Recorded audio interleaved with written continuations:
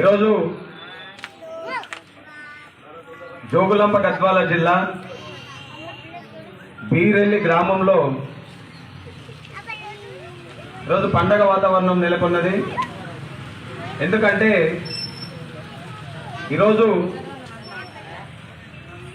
ఆనాడు భూమి కోసం, భుక్తి కోసం, బుక్కెడన్నం పేదలకు పంచడానికి ఉద్యమం చేసినటువంటి మహోన్నత వ్యక్తి రజక ఐలమ్మ అని చెప్పేసి కూడా మరొకసారి తెలియజేసుకుంటున్నాను. ఎందుకంటే ఈరోజు బడుగు బలహీన వర్గాల కోసం ఆనాడు పోరాటం చేసింది. ఓన్లీ రజకుల కోసమే చేయలే, ఏ పార్టీ కింద పని చేయలేదు. ఆమె పోరాట తత్వం చూసి పార్టీలే నడుచుకుంటూ వాళ్ళ ఇంటికి పోయి సంఘం అధ్యక్షురాలుగా చేసిన ఘనత రజక ఐలమ్మదని చెప్పేసి కూడా మరొకసారి నేను తెలియజేసుకుంటున్నాను. అదేవిధంగా ఈరోజు రజక ఐలమ్మ విగ్రహావిష్కరణ సందర్భంగా ఈ కార్యక్రమాన్ని ఏర్పాటు చేసినటువంటి శ్రీరామ రజక సంఘం బీరెల్లి సభ్యులందరికీ, ఈరోజు గ్రామంలో ఉన్నటువంటి ఇతర గ్రామాల నుండి వచ్చినటువంటి నా రజక జాతి అన్నదమ్ములకు, అక్క చెల్లెళ్లకు కూడా అందరికి పేరు పేరున ధన్యవాదాలు తెలియజేసుకుంటా ఉన్నాను.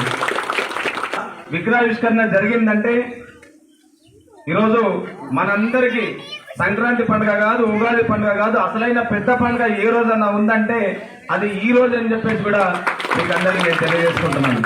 ఎందుకంటే మన కోసం పోరాటం చేసినటువంటి వ్యక్తులను సపోర్ట్ చేద్దామా, మన కోసం పోరాటం చేసినటువంటి వ్యక్తులను మనం గుర్తు చేసుకోవాలి.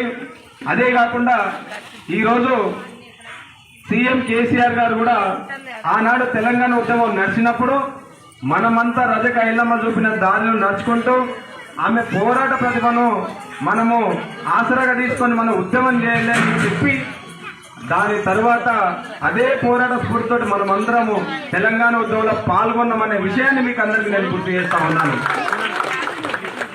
ఈరోజు చెప్పుకుంటే చెడిపోయేది కాదు, తోడుపితే పోయేది కాదు. ఈరోజు ఐలమ్మ చేసిన ఘనత ఈరోజు మహిళలకు ఎంత పెద్ద రక్షణ అంటే, ఈరోజు మహిళలకు రక్షణ ఉందంటే ఆనాడు ఐలమ్మ చేసిన పోరాటమే ఘనత తప్ప ఇంకొకటి కానే కాదని చెప్పేసి కూడా మరొకసారి తెలియజేసుకుంటున్నాను.